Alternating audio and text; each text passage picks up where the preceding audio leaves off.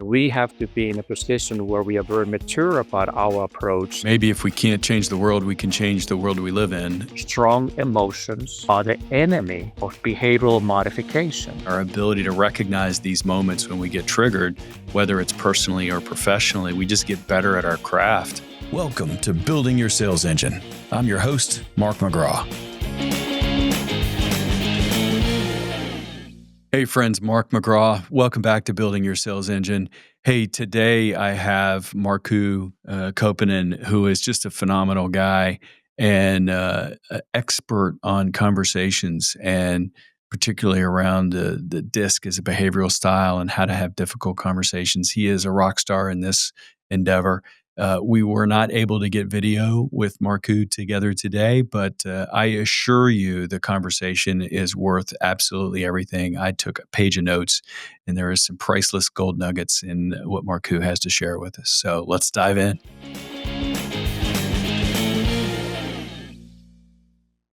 Hey, everybody. Welcome back to Building Your Sales Engine with your host, Mark McGraw. Today, we're going to talk about dealing with difficult people and having difficult conversations. And I am here with my guest and longtime friend, Markku Kauppinen, who is the president of Extended Disc and has been a friend of mine for 18 plus years, Markku. Can you believe it? Welcome to the show. Hey, Mark, I can't believe it. 18 years flew by, and thank you very much for inviting me to your podcast. Look forward to having a nice conversation with you. Yeah, thank you. Me too, with you. I've always enjoyed our conversations. And today we thought we'd spend some time talking about dealing with difficult situations, difficult people, challenging moments when it comes to conversations. And you are subject matter expert in the world of DISC and personality styles. And we could use that as a bit of a framework for having the conversation. But why don't you start there, if you would? I mean, give us a little bit of background about yourself, if you would, and let's dive into how do we do this? How do we help people have these conversations? Yeah, very quickly, I oversee the North American operations of Extended Disc, and what's really hard for me to believe, I've been doing this almost 30 years. It's close enough that I just rounded to 30. And my role is basically work with our what we call key clients, and Sandler certainly is one of them because we've been working with Sandler for 21 years.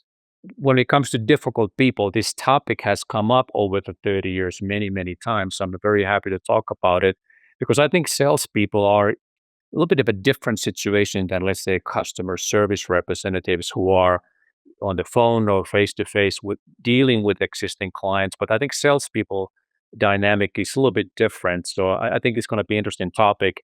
But I would like to start, Mark, kind of reframing the topic.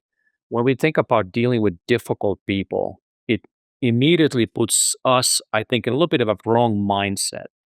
If we Mm. if we think about it rather in terms of dealing with different people, I think we'll have a better starting point to kind of put a game plan together how to have successful interactions in situations when our prospects or customers can be a little bit challenging. Yeah, it's a great point. It is a mindset thing, isn't it? I mean, in Sandler, we have this thing, the belief wheel, and if you basically it teaches us that we find what we're looking for through a 4-step process.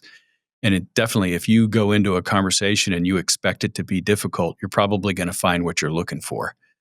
Fair? Yeah, exactly. And we begin to label that customer or prospect as being a difficult customer or difficult prospect.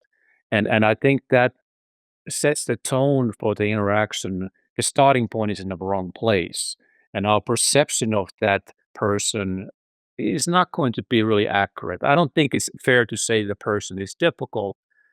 They are simply different from us. Or maybe they are having a challenging or stressful day, and maybe their behavior is not, let's call it acceptable. And the reason I mentioned that salespeople have a little bit of a different dynamic when they're dealing with prospects and clients is that I think sometimes prospects and clients think they believe it's okay to be a little bit mean even to a salesperson. And they because there's a the money dynamic, hey, money is flowing from me to you. They sometimes perceive that that puts them in a situation when their power or their stature is a little bit different than the salesperson's is. And that gives them the permission to not always treat the salesperson with the right level of respect and decency. But I think as a salesperson, we need to understand that that's just how it is, and we have to accept that, and we have to be in a position where we are very mature about our approach and not label the prospect, the customer, as being difficult, just being different or being in a different place where we are at the same time when we are dealing with the challenging situation. Marco, I wonder how often it happens where people they're looking at it as a game and they're going to try to get as much as they can out of the conversation or try to use the leverage of money. There's all kinds of scripts. The customer is always right. Right, we've heard that the customer is king. These are not necessarily true, but they're. Do you feel like maybe they're playing off of those scripts sometimes? I do, and I don't think customers is always right. Nobody is always right. But when there's that money dynamic and the salesperson wants to keep the business or earn the business, they're willing to kind of take some of that beating, if you will, when they really always should not. And I think if when we have been a customer, if we think about interactions when we were having a bad day, and we, for whatever reason, felt that we wanted to take out that frustration out on somebody, salesperson is an easy target. And it's almost okay to do it. Hey, salespeople, uh, you know, it's not okay, but sometimes we feel it's okay when we are having a bad day or we feel the stress or we are feeling some strong emotions like frustration or whatever, and the salesperson is the easy target and sort of permissible target. And as a sales professionals, we just need to learn how to deal with that and understand what the underlying reasons for that is. Typically, it's not that they're attacking us. Something else is happening in the person's life or their particular day. And we just need to understand how to diffuse the situation and not get personally emotionally involved. Because when we become emotional, we become frustrated. And Mark, you may have heard me say this many times over the years, is that strong emotions are the enemy of behavioral modification. When we feel frustrated, when we feel stressed, angry, it's really difficult for us to be calm and make clear, conscious decisions how to best communicate, interact, motivate, and deal with things like anger from the other person. And as soon as we allow our emotions to take over, we are losing a little bit in the situation because we are not making those right choices how to communicate, how to behave. Yeah, and makes me think of the concept of you can't make good decisions from an emotional state. So, You cannot. anytime you can't. I mean, and so if you're allowing them to trigger you, then now you have two people that are potentially in a not an adult to adult state, unless, and I will say this, unless sometimes they, the customer or buyer, they're being difficult intentionally and they're almost acting. They're actually calm, cool, and collected under the surface, but outwardly they're expressing an emotion to trigger the other person, the seller. Mhm. And as a result of that, the seller's at a disadvantage because you can't make good decisions from an emotional state. But if the buyer's doing this as a game, and not all of them are, sometimes they get hooked themselves. But clearly, if they are playing that as a game, we are at a distinct disadvantage. No, absolutely. That's why I think it's important not to go in the situation thinking that that person is difficult, because that's why our mindset will be in the wrong place. If we keep the end goal in mind, whatever that may be, and we are really focused on that and do not get involved in the weeds of the certain level of arguments and I think this way and you are wrong, etc. That's not productive. And like sometimes I tell other clients, hey, are you trying to win the battle or are you trying to win the war? Mm. And I always try to think about the long term end goal in mind. And if you have that crystal clear, it's a lot easier to manage what's happening in the conversation when the person is getting upset or they are frustrated. If you keep that end goal in mind, how do we get there? Then we can navigate those details that get in the way. And if at the same time we are understanding that that other person is just coming from a different perspective, maybe their communication preferences are different, or maybe they're simply having a bad day and they, for whatever reason, taking it out on you, but you focus on the end goal, understand who that person is, what things motivate them, how to most effectively influence and communicate with them, and at the same time, keeping in mind what are my natural tendencies and being very aware of not allowing my development areas or my emotions get in the way of achieving that end goal.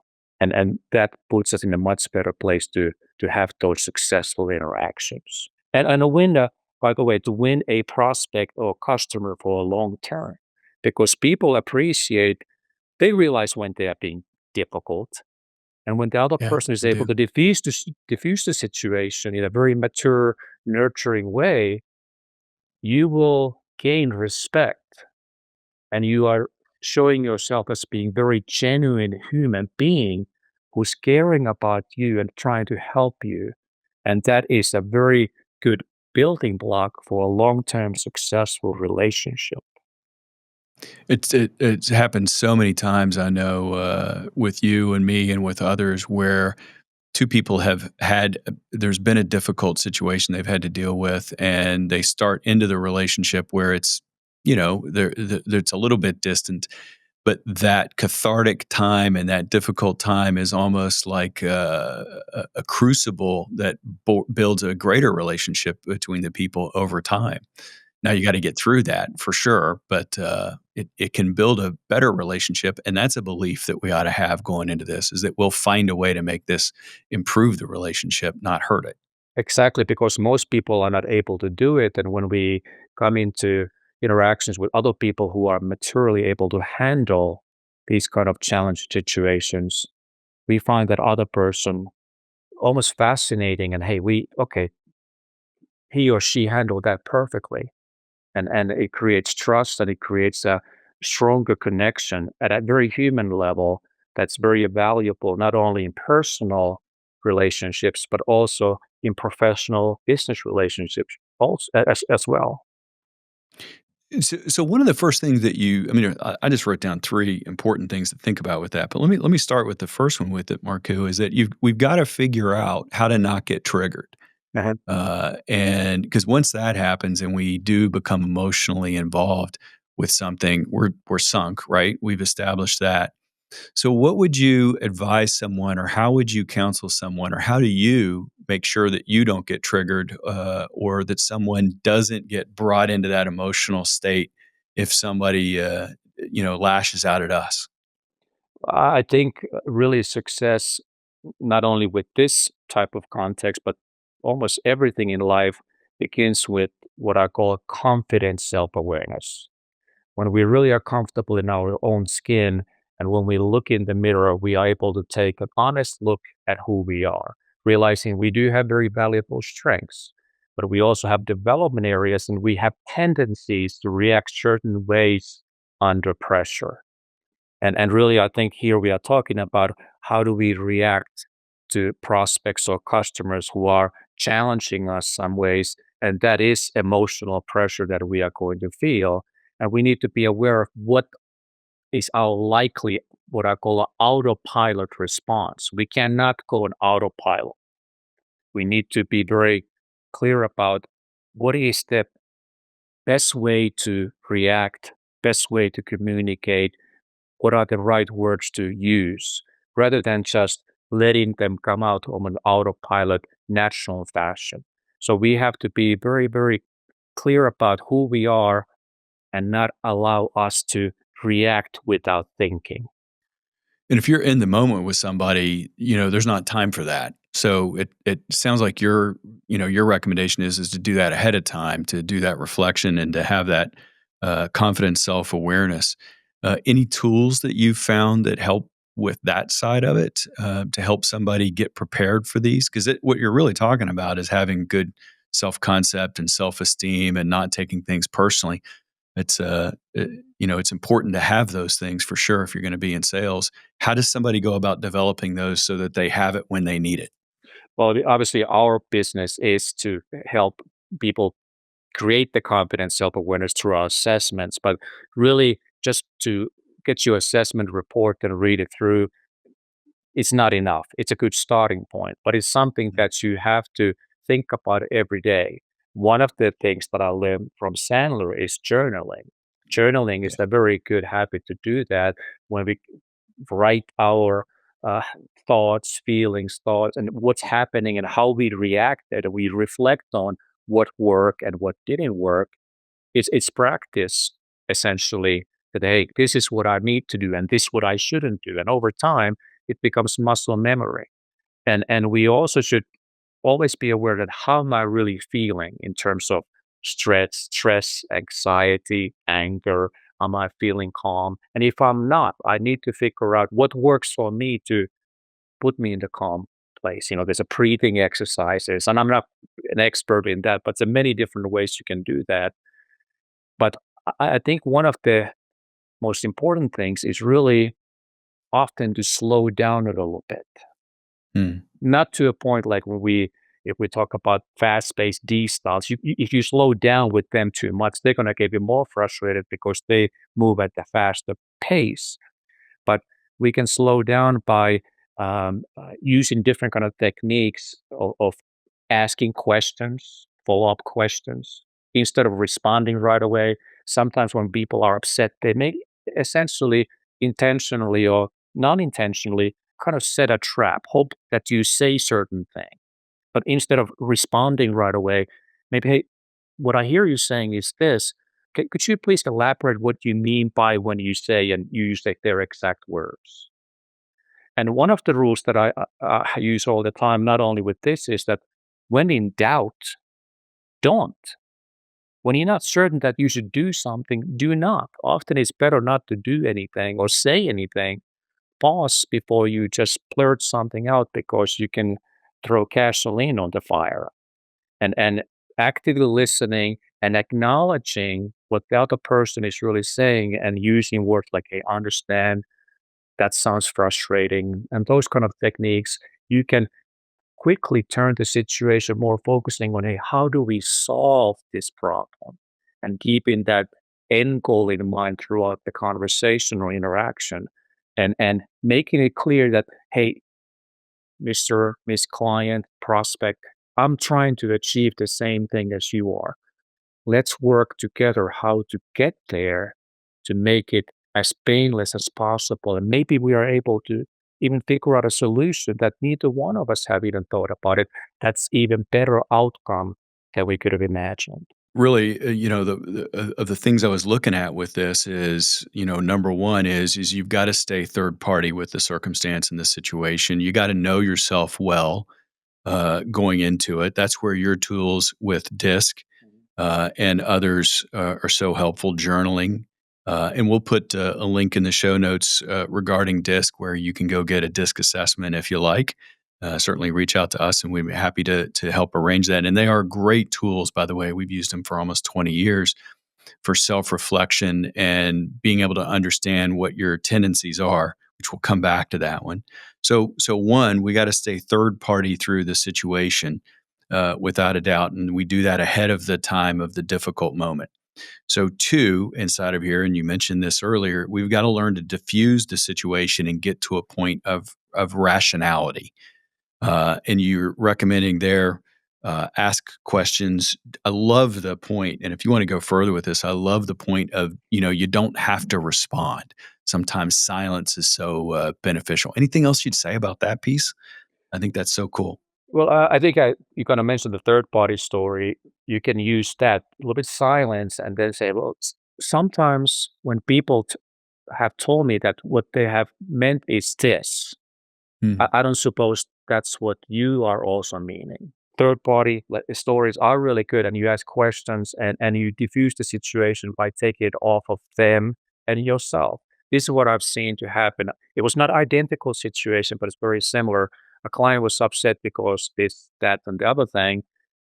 And what we found when we dug deeper is that really what the challenge was, it was something else. And it was this. I don't suppose we are dealing with a similar situation here. And typically the answer is no.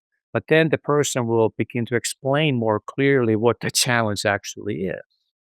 Because initially it can be a little bit of anger and frustration, which is not productive. And when they are angry or frustrated, they are typically not able to really clearly communicate what they're actually wanting. They just want the venting first. And we try to get them to a calm place to rationally explain what the desired outcome is. And then we can focus on that. And Markku, I think to that point, one of the things that I've made mistakes over this in the past. I've gotten better at it over the years, but is trying to go to problem solving before they've had. Well, the term I think of it is called an emotional flush, and that is that they have all this pent up emotions, and it has to be like 100% released, and Yes. it has to be out of their body for them to get to the point where they can be in problem solving. And I've seen others, and myself for that matter, jump to solution before they've really had that emotional, release, and they're ready to problem solve. And so all of these techniques would help in that endeavor. And market when they're doing that, when they are kind of dumping all this frustration, and you want to solve the problem, but we might be now solving the wrong problem Yeah, because we have, that's a great and point. if we solving the wrong problem, guess what? They're going to be the more frustrated. That's not what I'm Yeah. saying. The problem is this, but our intentions are really good, but we just haven't really understood what the real problem is. And one thing I'm gonna jump back to what we talked about earlier, Mark, is how to practice this. One of the things that and I'm really pretty ashamed to say this because I should know this really well, but when it comes to behavioral modification, we are typically pretty good when we understand the basics to modify our behavior, how we communicate with others, with customers and prospects and coworkers. But when we go home, the people that we are most people who are most important to us and we really love and care about, our behavior typically is at the worst. I don't know if you probably never experienced this, Mark, but I have. Oh no. So oh, see, it's only me. But it's a Yeah, great my wife listens to the show. We're definitely not admitting this here. yeah. So well, we're not going to get into that, but but it's a great place to practice because it's really easy to get emotional at home because we can be ourselves in quotations, and we are autopiloting through our personal life 100% of the time almost when we are dealing with friends, and especially family members. So that's a really great place to start. If we learn to kind of stop for a moment before we respond, where our spouse or a child or they do something that frustrate us or really anything, when we stop for a moment, and I'm talking about matter of seconds, okay, what is the smart thing to do here? And when we are adult like and we do the smart things, which we typically know, by the way, if we do those things, you'll watch how significant impact it has those not only those conversations, but when you have multiple conversations like that, the combined impact of those smart choices is really pretty significant. And when you do that consistently with your family members, you develop the same skills that you can Mm. use at work. And at work, we are typically even more focused on doing it really well. So that's a really good place to practice. That's great advice. Yeah. But it's by the way, I'm telling you this, it is difficult to remember to do that. I forget it very often, and I feel pretty bad about it when I do because it should be so simple. Such good advice. The way that we get hooked is we get blindsided, and it's easy to be blindsided on a personal front. And so the stronger we become at our ability to recognize these moments when we get triggered, whether it's personally or professionally, we just get better at our craft. And it just that's one thing Marco, I've loved about coaching and training Sandler for all these years, and I'm on year 18 or 18 and a half now, is the impact it has personally, not just professionally. That's one of the cool things. DISC and all the stuff that you teach and help out with on the assessment side of things. I mean, I'll just say this out loud. DISC has saved 4 marriages. I've had 4 people pull me aside in 18 years and whisper to me that it changed the way that they interacted at home and saved them half of everything they own. So I don't know if I've ever shared that with you, but there's truth there. Thanks for sharing, but I have heard that. I mean, I don't think from you before, but from many people. But and you think about how our personal and professional lives, how I mean, they join our personal goals and our professional goals. Ultimately, they are very similar. We want some kind of a uh, uh, you know lifestyle, and we have plans that typically really revolve around family members. And, Yeah. and and we lose a customer because we don't do the right thing. Okay, not good, and it's painful and it costs us money. But when we lose a relationship with the family member, the consequences are, of course, much more significant. And that's why I think it's really important that we learn to practice these skills not only in our professional lives, but really what the impact comes within the personal lives.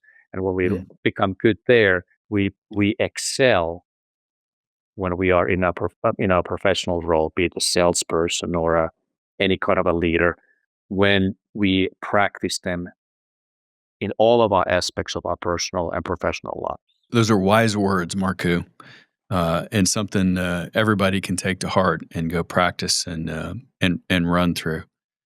Um, One last thing I'd love to explore with you is if you think about DISC, and maybe we do, a second or a couple minutes on the overview of the principles behind DISC.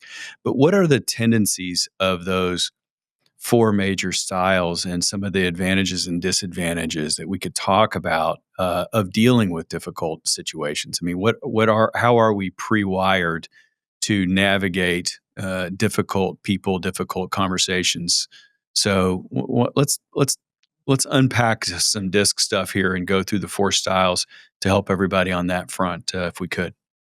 Yeah, of course, Mark. And very quickly, so there are four main behavioral styles, and the reality is that all of us are a combination of all four, but one or two are typically predominant for us, and one of them is really the most challenging. The D style is the very results oriented, decisive, kind of my way or highway approach. They move very quickly. They tend to look at things at a very big picture level, and they do not get into details. Their perspective in getting results tends to be very short term. They want things to happen as quickly as possible. I styles are the outgoing, social, enthusiastic individuals who are really getting a lot of energy when they can be the center of attention. They love to interact with friends, family, strangers. They really don't care. They get a lot of energy from human interactions.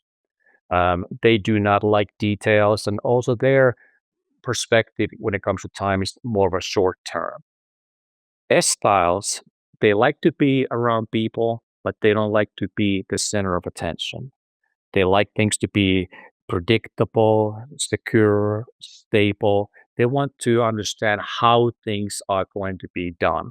They look at things from a long term perspective. They are great team players typically because they listen to others. They are probably the best listener of the 4 styles, and they're very patient in getting to their goals, whatever those may be. And then finally, the C styles, they are the most analytical of the 4 styles. They focus on facts, details. They want to understand why we are doing things. And they look for information to support to make decisions that are accurate. They do not like to make mistakes. So that's very quick overview of the 4 styles, Mark. That's a great overview, by the way. It's like you've done this before. Few times. A few times, I know. Mm. Um, let's take a couple minutes on each one of the styles and say, like, if somebody's a D dominant style and they have difficult conversations, what are the pitfalls that they should be on the lookout for that would get them into trouble and the like? Just to make sure, Mark, that I'm answering the right question, are you talking about the salesperson is a D style and or the prospect? Which one you? It's a good question. Let's go with the salesperson being a D style, and what do they when they enter into a difficult conversation, their tendencies and what they need to do to make sure that they're productive in those conversations. Well, for D style, probably the key thing is just to slow down. And the reason is there's two things. One is they are very quick to respond, and they like the battle, so to speak. They enjoy arm wrestling with other people, and find out who's going to be the winner. And they are the type that is most likely to fall in the trap that they win the battle, but they lose the war. They That's they feel great. they feel like hey, this interaction I walked away winner, but they may lose the sight that maybe they lost their customers or lost the deal, but they feel good at the moment. So for them, it's important to slow down and use that rule when in doubt, don't. Sandler says sales is no place to get your emotional needs met. And I could see that happening with that D style that they're, to your point, and I love what you say, that they're there they win the battle and lose the war. So Yeah. that's perfect. Yeah, the good news for Ds is when they're dealing with other Ds, they typically speak the same language. But when we look at the overall population, D style is uh, it's only about 10% of the overall population.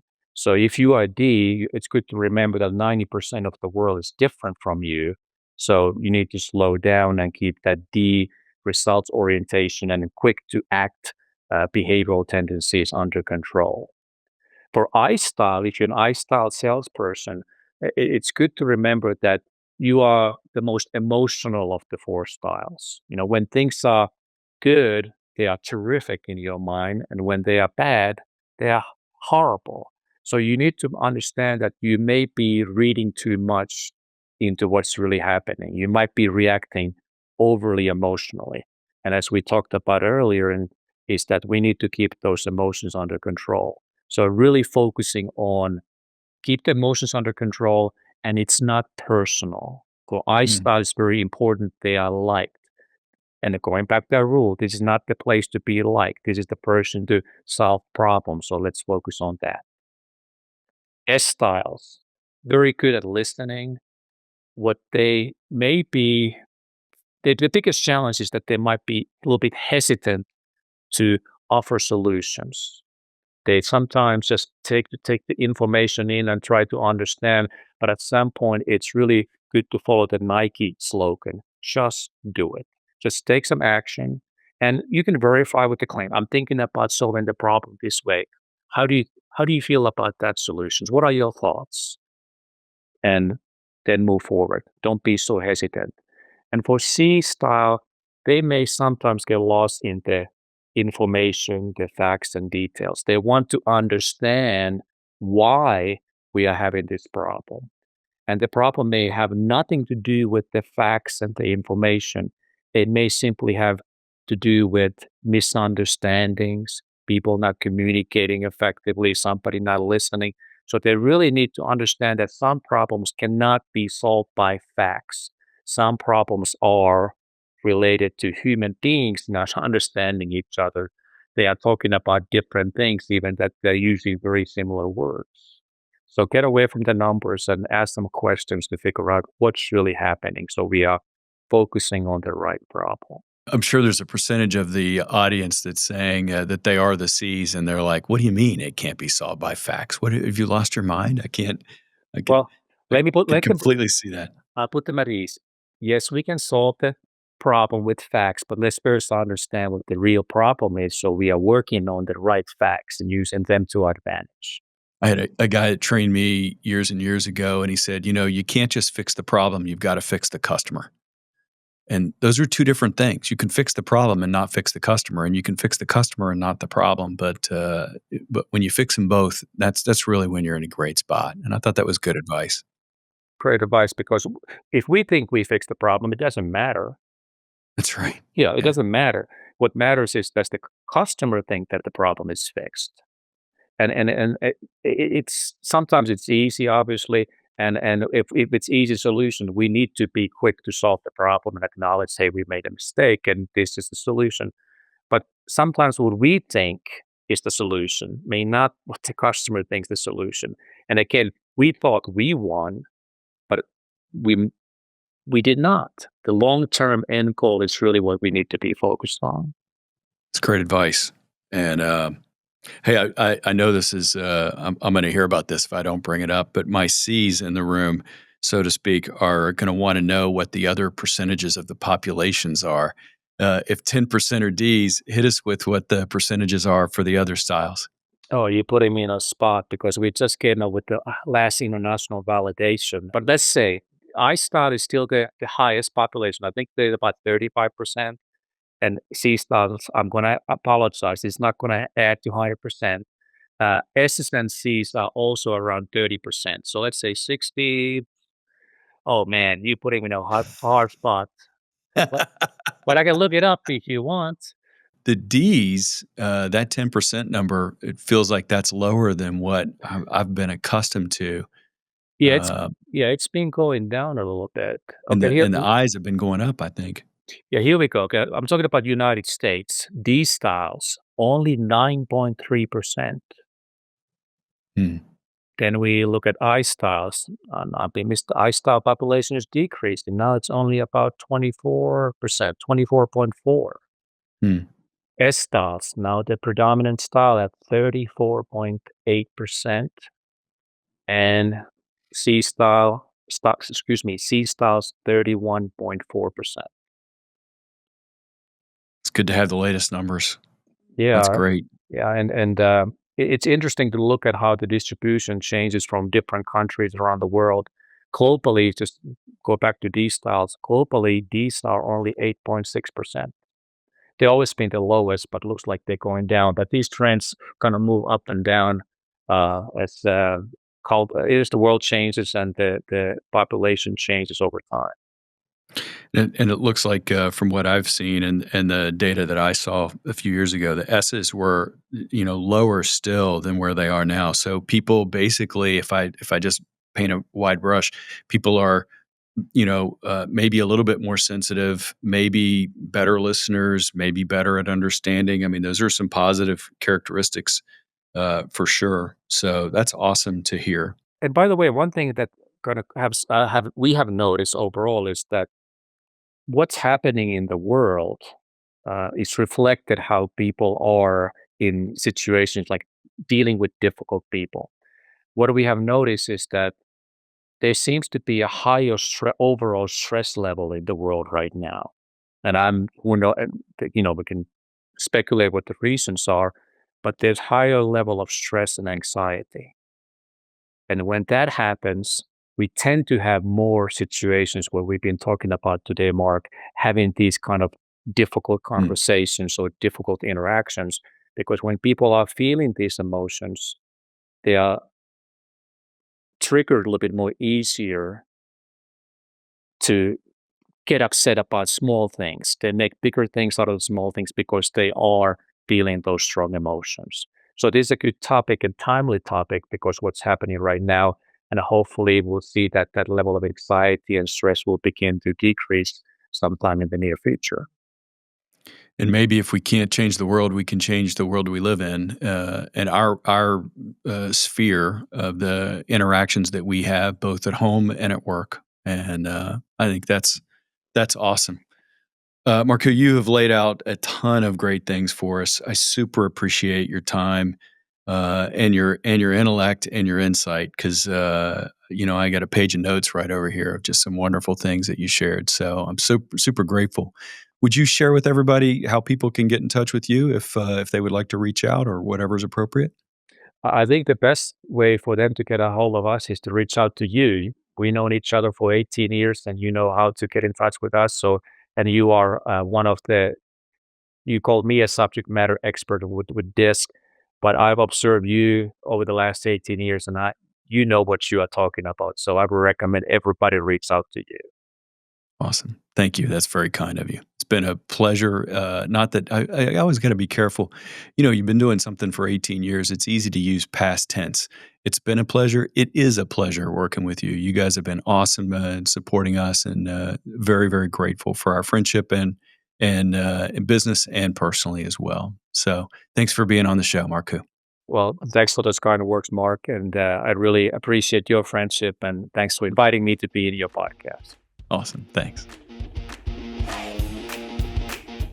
So, hey, I hope you've gotten a ton of value out of this episode. By far, it's our purpose to help people make money and have fun and have a good time. We're here to help improve your life, to help you make it easier to go sell or to manage your sales team, and ultimately to go build your own sales engine. Don't miss an episode. Best way to go do that is to make sure that you jump out to buildingyoursalesengine.com/follow, where you can link up to all of our latest episodes. For more information about this episode, go to buildingyoursalesengine.com, where you can download show notes, transcripts, and other information, including handouts, snapshots of this and other episodes. If you'd like to connect with us to talk about how we can help you build your sales engine, and you are either located in the state of Georgia or are referred to us by one of our clients or affiliated by one of our clients, please reach out to us at buildingyoursalesengine.com, where you can click there to book some time with us. We can find out how we can be of help with one another. If you're not in either of those two circumstances, please reach out to Sandler.com, where you can find a Sandler office near you. Be well.